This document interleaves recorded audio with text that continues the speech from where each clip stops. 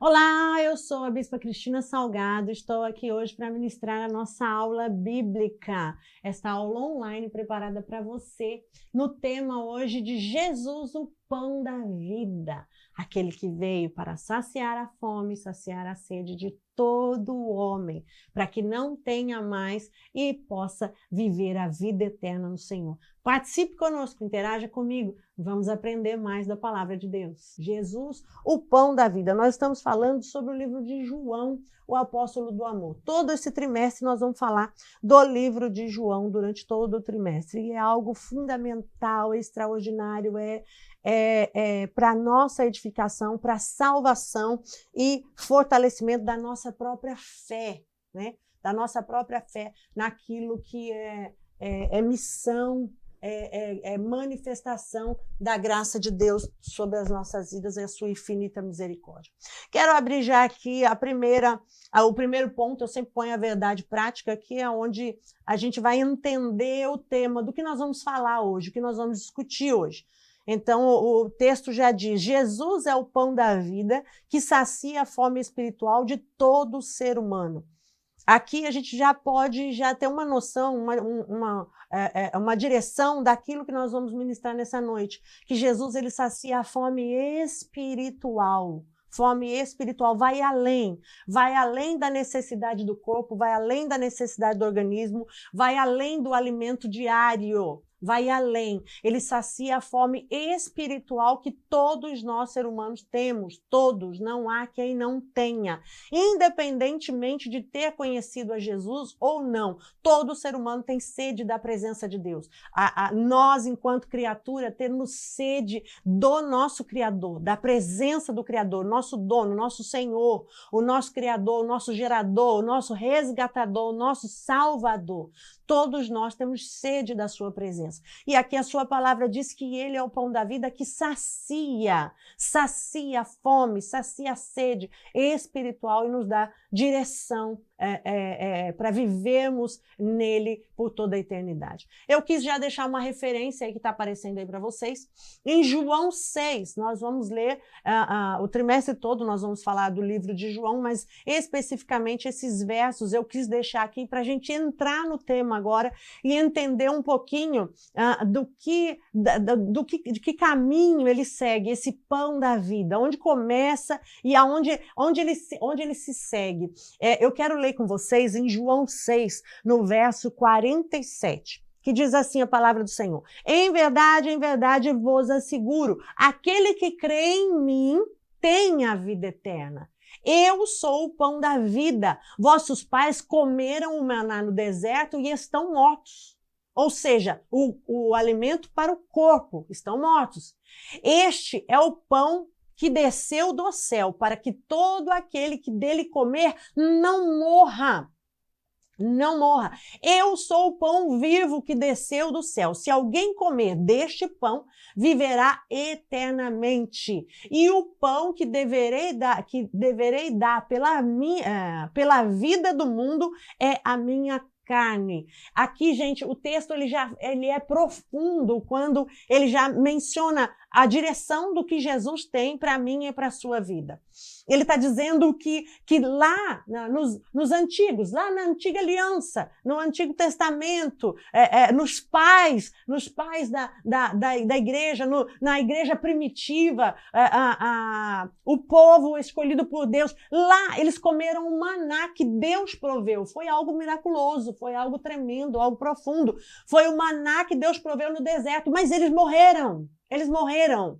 Eles morreram porque Jesus está tentando está passando essa mensagem para nós, que não basta o maná de cada dia, não basta o alimento corporal, mas ele quer nos declarar e mostrar para nós que ele é o pão da vida, para a vida eterna. Por isso ele diz, eles morreram. Mas no 51 ele diz, eu sou o pão vivo que desceu do céu, e se alguém comer desse pão, viverá eternamente. Isso Jesus dizendo para a multidão, isso Jesus dizendo para todos. E o pão que deverei dar pela vida do mundo é a minha carne. Então, no 52, no verso 52, presta atenção no que eles dizem. Houve, então, uma grande discussão, João dizendo aqui, houve uma grande discussão entre os judeus e esbravejavam uns com os outros. Como pode esse homem dar-nos de comer a sua própria carne? Isso é um absurdo, essa declaração é absurda. Então, eles começam a se degladiar ali em confronto de informação, no entendimento de que isso seria uma blasfêmia, isso seria um absurdo diante do que Deus é sobre a terra, do que o Senhor é sobre a sua criação, das suas promessas sobre a vida do homem. Enfim, eles estão ali argumentando, questionando, confrontando o ministério de Jesus, confrontando a chamada do nosso Senhor. E no 53, ele diz, então Jesus advertiu. Aí vem a resposta. Ele diz que seria necessário, que no passado, eles realmente, eles comeram do maná e pereceram. E Jesus está dizendo agora, eu sou o pão da vida. Então, além do maná, eu ainda tenho vida eterna em vocês. Quando eles começam a questionar, no 53, Jesus advertiu. É uma advertência. Ou seja, Jesus tem ciência do que eles estão pensando, Jesus está seguindo na sua reflexão, na sua afirmação, e então ele adverte aqueles que o estão confrontando. Em verdade vos afirmo, se não comer da carne do Filho do Homem e não beber do seu sangue, não tereis a vida dentro de vós. Dentro de vós. E Jesus está afirmando aqui, você vai estar vivo, mas vai estar morto, porque acha que está vivendo a vida e não há vida em ti. Se não partilhar do seu corpo e do seu sangue. Olha, gente, olha que profundo isso, essa declaração de Jesus aqui para com aquelas pessoas e os seus discípulos ali.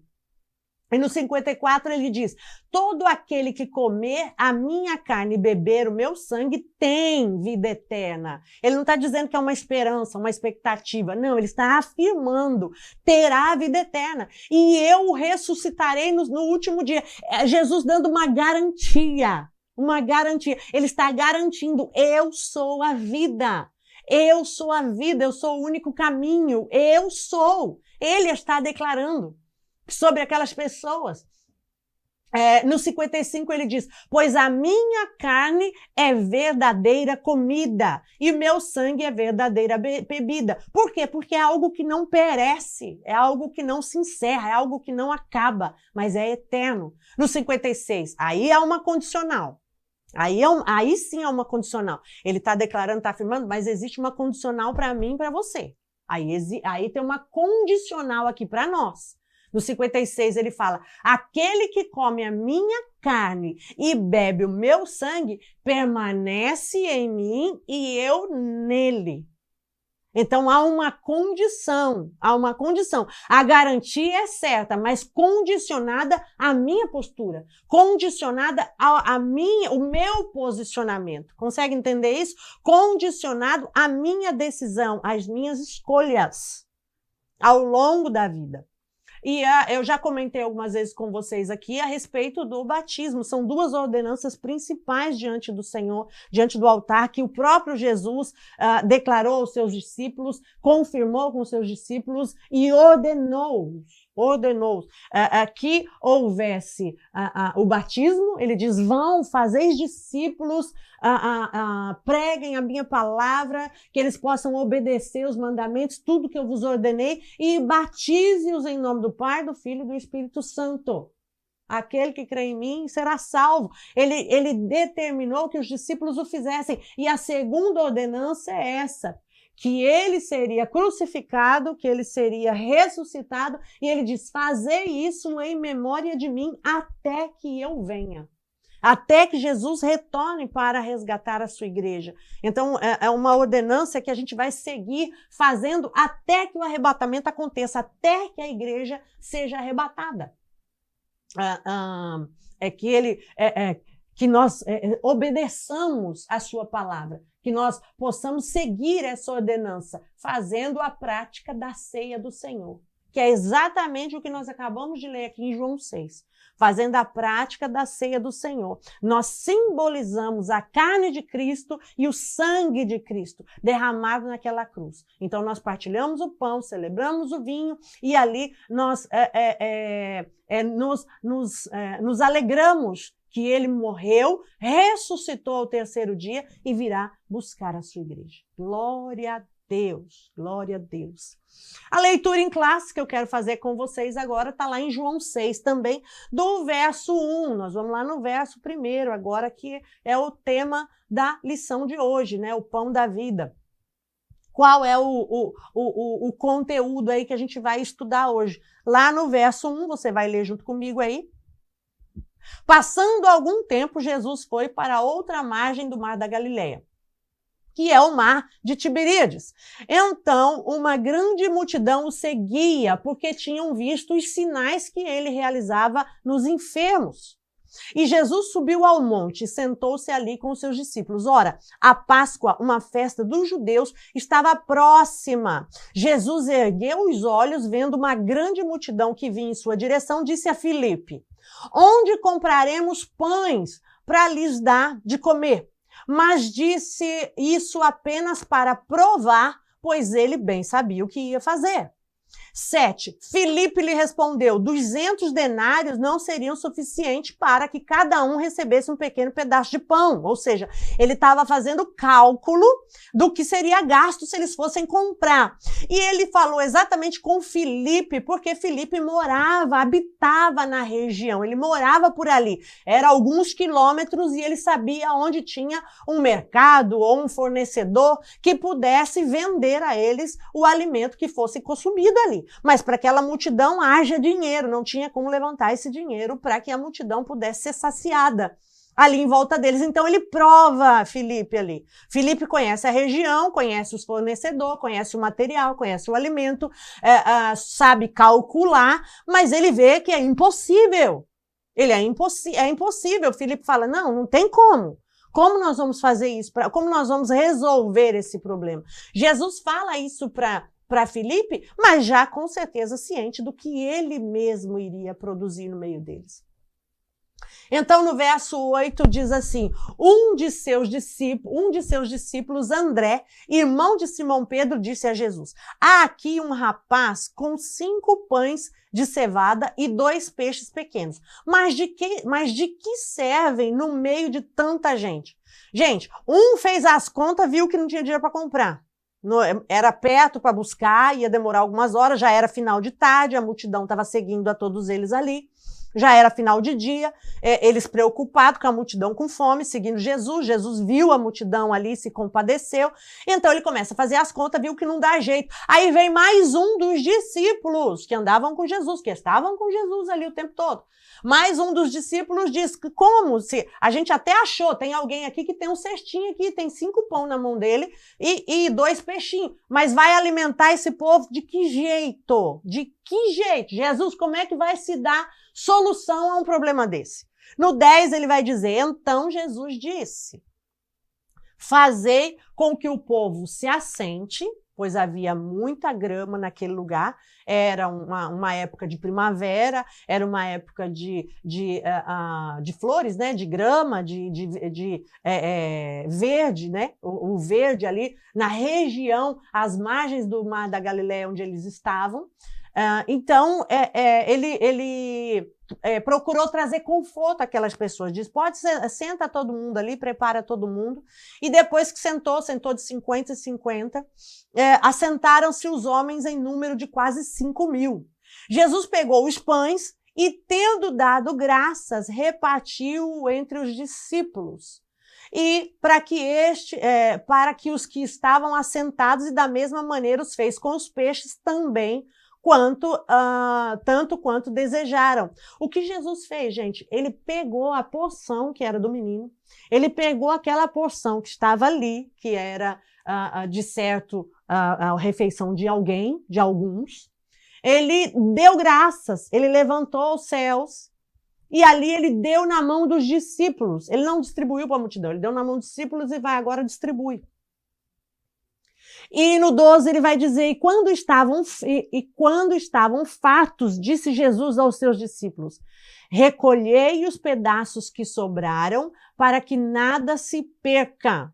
Olha, Jesus até nisso é detalhista. Com Jesus não tem Maria Mulambo não, gente. Olha que coisa linda. Com Jesus não tem Maria Mulambo, não. Maria Mulambo gosta de desperdício, gosta de coisa fora do lugar, gosta de bagunça, gosta de remendo, de coisa quebrada. Isso é um alerta para nós aqui nessa aula. Isso é um alerta para nós. A Maria Mulambo tem que sair, é a primeira a sair. Quando houve a distribuição, imagina para mais de 5.000 pessoas distribuir peixe e pão. Imagina a distribuição, imagina como foi, imagina o povo rasgando pão na mão. Jesus olhou para aquilo e falou assim, junta tudo que sobrou. Junta tudo que sobrou, para que nada se perca. E isso é um alerta para nós nos dias de hoje. Repreenda Maria Mulambo da sua casa. Bota para correr a Maria Mulambo da sua casa, porque é demônio que gosta de bagunça, de desordem, de coisa fora do lugar e de desperdício. Então, repreenda. No 13, ele diz assim, assim sendo, eles o já juntaram e encheram 12 cestos com os pedaços dos 5 pães e de cevada deixado por aqueles que haviam comido. Então, vendo aqueles homens o sinal que Jesus havia realizado, disseram, este é verdadeiramente o profeta que devia vir ao mundo. Olha que interessante, eles enxergam ali através do milagre, eles reconhecem aquele milagre, eles reconhecem o sobrenatural ali, porque foi algo extraordinário, até nos nossos dias, nos dias de hoje, é algo extraordinário, é algo tremendo, eles reconhecem ali e reconhecem Jesus como um profeta. Reconhece Jesus como profeta, mas você viu que a gente acabou de ler a continuidade de João, quando eles começam a confrontar quando Jesus vai falar que ele é o exemplo do alimento, que ele saciou a fome daqueles que estavam cansados ali no final do dia, mas que aquele que continuasse com ele, aquele que continuasse seguindo a Jesus, aquele que continuasse servindo, crendo em Jesus, teria alimento para o resto dos seus dias, teria alimento por toda a eternidade, além da vida terrena. Glória a Deus, glória a Deus. Jesus estava assegurando isso, deixando em João escrevendo esse texto para nós aqui. Então, nós vamos agora ir para o primeiro tópico, né? Eu quero aqui a situação do milagre. O que acontece, gente? Jesus estava numa certa posição, ele recebe a informação da morte de João Batista, ele está ministrando, então chega um determinado momento que ele procura se apartar dali, ele procura se afastar da multidão, ele procura, quem sabe, como homem ali, viver o luto de João Batista que havia sido decapitado. Aquele momento em que ele está ministrando, ele chama os seus discípulos para se afastar daquele espaço. Porém, ele entra no barco, ele parte daquele lugar e a multidão segue por terra. A multidão segue por terra, a multidão continua atrás dele, por causa dos milagres, por causa das maravilhas que já havia sido feita. E aí eu trouxe aqui que eu queria mostrar isso para vocês também. Para vocês entenderem um pouquinho, vai aparecer na tela de vocês aí. Poxa, eu fiz errado aqui, meu Deus. Ai, Jesus, eu pus na... Cadê vocês? Aqui. Ai, não é possível compartilhar. Poxa vida. Não vou conseguir compartilhar. Separei todas as fotos aqui, mas não vai dar. Vamos seguir então, gente, vamos seguir. Na próxima a gente adequa o que precisar aqui. Me perdoem, eu ia mostrar para vocês a região, ia mostrar para vocês o Mar da Galileia. O Mar da Galileia, ele é um lago. Então, pensa comigo aqui, Jesus saiu de uma extremidade e estava indo para outra, e as pessoas seguiram por terra, eles deram a volta, a pé, para encontrar com Jesus onde ele estava. E tiveram pessoas que chegaram lá antes mesmo dele desembarcar. Então, foi algo tremendo. Eu não vou conseguir mostrar aqui, mas na próxima eu prometo que a gente vai dar um jeito sim. Vamos voltar aqui para o slide, para eu continuar, seguir com vocês aqui. Depois eu mando no grupo para vocês algumas fotinhas, tá bom?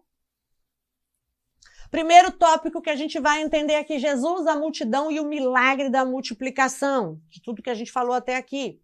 A multiplicação de pães e peixes. O Evangelho de João relata um dos mais impressionantes milagres de Jesus, quando ele conseguiu alimentar quase 5.000 homens com 5 pães e 2 peixes. A narrativa do milagre dos pães e peixes está presente nos 4 evangelhos. Então, a gente tem a referência aí, Mateus, Marcos, Lucas e João, que é onde a gente está, é o tema que a gente está ministrando, que falam exatamente da mesma ocorrência, falam exatamente a narrativa do mesmo milagre, a mesma situação sendo vivenciada ali. O milagre, como o único milagre mencionado nos 4 evangelhos, o evangelista procura mostrar a multiplicação de pães e peixes neste capítulo como uma manifestação do poder ilimitado de Jesus. Por essa razão, ele destaca a imagem de Jesus ao alimentar a imensa multidão, composta por homens, mulheres, jovens, crianças que o seguiam. João revela o poder criador e divino que é capaz de trazer à existência aquilo que anteriormente não existia. Ou seja, Jesus estava ali com eles, Jesus viu o decorrer de todo o dia, toda aquela multidão o seguia, milagres eram experimentados porque Jesus curava todos que se aproximavam. Eles vivendo essa experiência estavam esgotados de certo, o dia se acabando com fome, e Jesus olha para a multidão, se compadece e faz esse milagre extraordinário.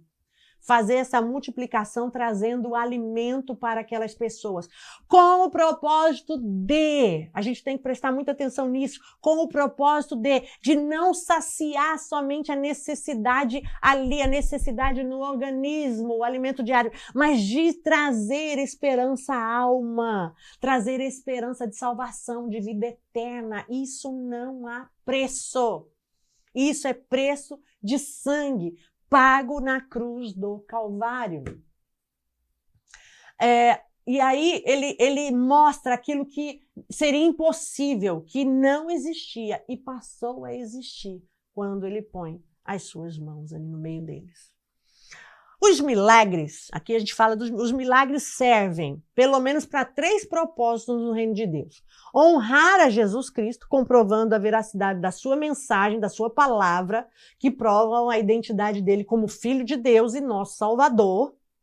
Expressam o amor compassivo de Cristo, ou seja, o amor imensurável pela humanidade. E terceiro, significa a oportunidade de salvação para aquele que o recebe, aquele que crê, aquele que se torna seu seguidor, que se torna seu filho, a vinda do reino de Deus para a nossa vida. Porém, qual era o interesse da multidão?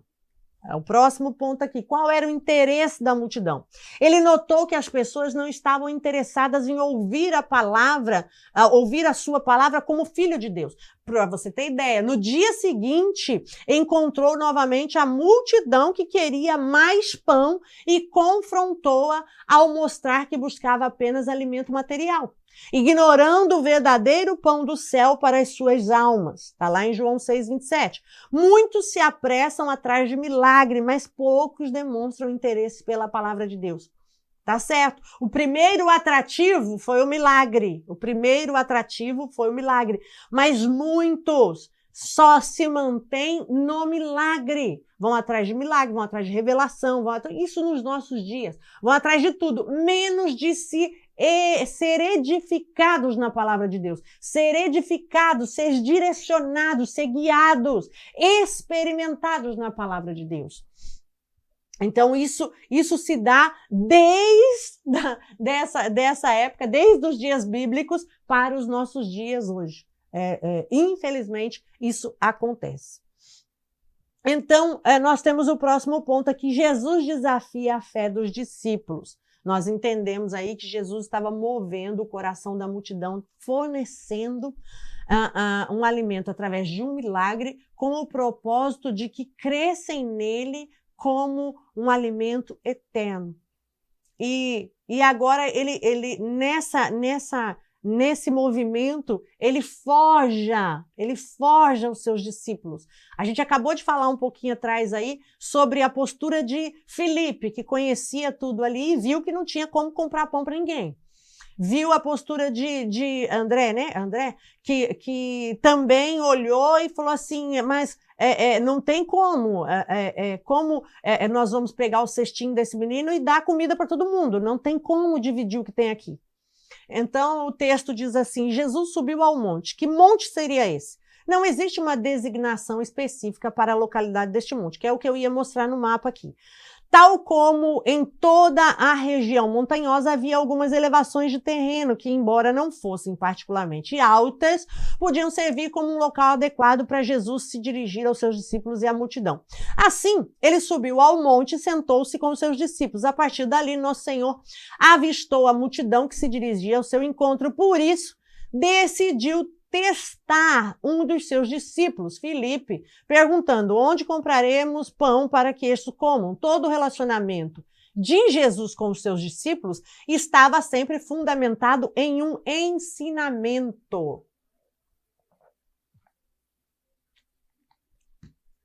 Então Jesus estava sempre ensinando-os. Foi nisso que ele estava ali lançando esse desafio, provendo, forjando os seus discípulos ali.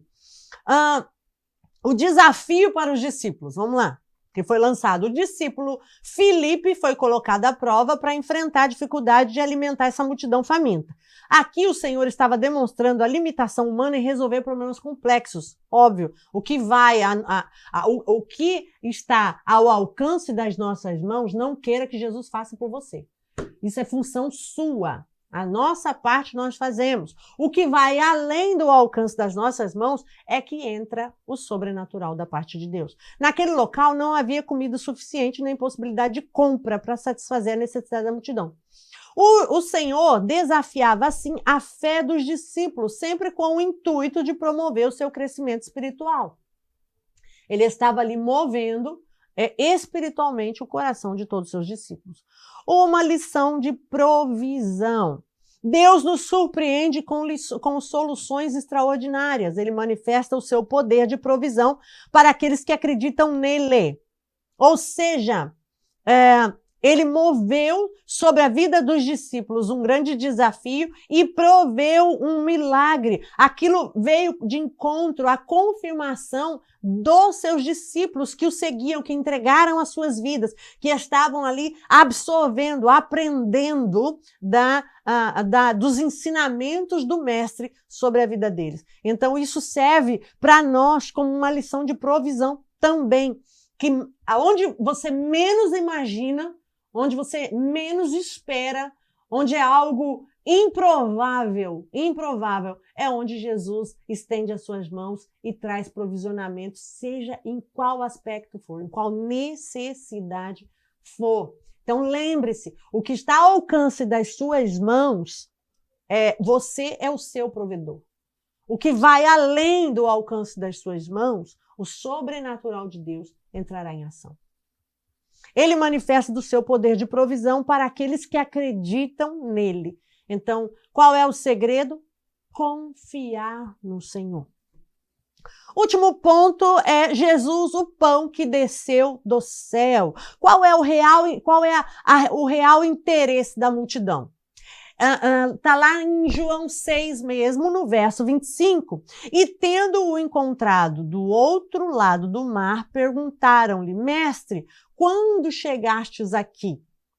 Jesus respondeu a eles assim: em verdade vos afirmo, vós me buscais não porque vistes os sinais, mas porque comestes os pães e vos fartastes. Trabalhai não pelo alimento que se perde, mas pela comida que permanece para a vida eterna. Alimento que o Filho do Homem vos dará, pois Deus, o Pai, colocou o seu selo sobre ele.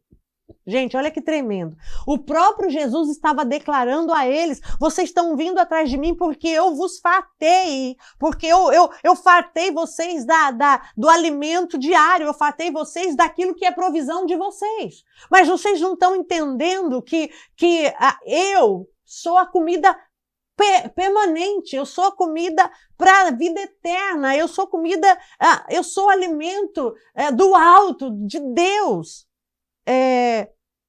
sobre aquele que crê. É tremendo o que Jesus está confirmando ali, dizendo que ele é o pão que desceu do céu, trazendo esperança, quebrando, rompendo a condenação sobre a nossa vida. A condenação pelo pecado, a condenação da humanidade, a condenação fora de Cristo. Ele está rompendo isso dizendo: eu sou alimento, vocês não vão perecer, não existirá um fim, mas eu serei eterno junto com vocês. O próprio Jesus está confirmando. O Senhor compreendia que a percepção daquela multidão sobre ele era puramente social.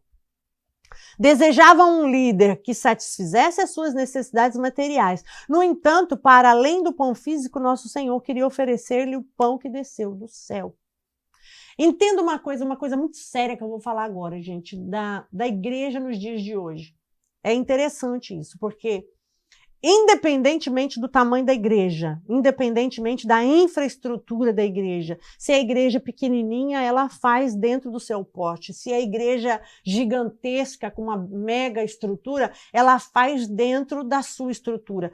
Fato é que a igreja faz a obra social para ajudar, para socorrer, dentro das suas condições, não como milagre como Jesus fez, mas dentro das suas condições. Mas perceba que a multidão vem em busca do social, em busca da obra social, em busca do sustento social, em busca das obras. Mas o que Jesus quer, que nós recebamos desta obra, mas permaneçamos nele.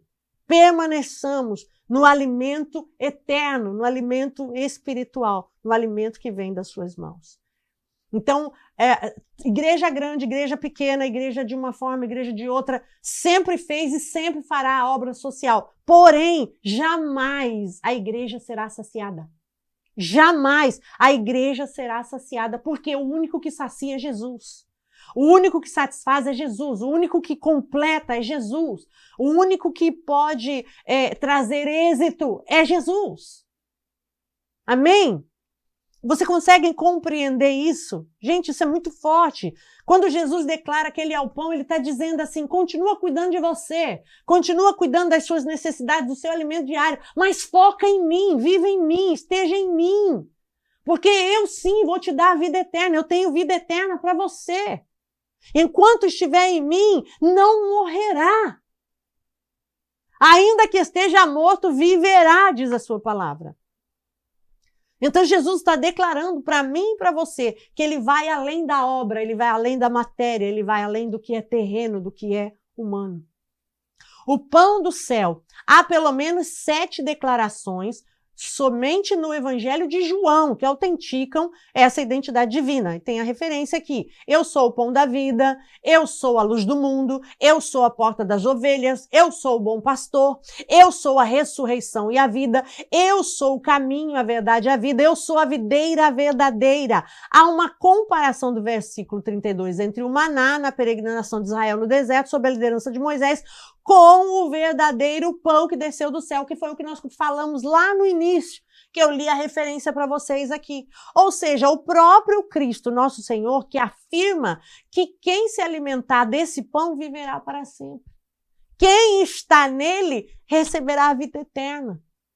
Independentemente da vida, não estou julgando aqui a vida social de cada um, a vida financeira de cada um, a vida precária ou abastada de cada um. Não é isso que conta, não é isso que conta. Ele está dizendo que quem se alimentar desse pão viverá para sempre, ou seja, do pão que desceu do céu. Glória a Deus. O que é comer o pão? Observamos uma mudança nas palavras de Jesus. Observamos uma mudança nas palavras de Jesus ao passar de o pão vivo que desceu do céu para o pão que eu der é a minha carne, que a gente leu lá atrás também. Mais tarde, o apóstolo Paulo fez uma associação simbólica entre o pão da ceia do Senhor e a carne de Jesus, afirmando: este é o meu corpo, isto é o meu sangue, de forma evidente. Vocês podem ler em Coríntios 11, o verso, o texto que nós celebramos a ceia do Senhor.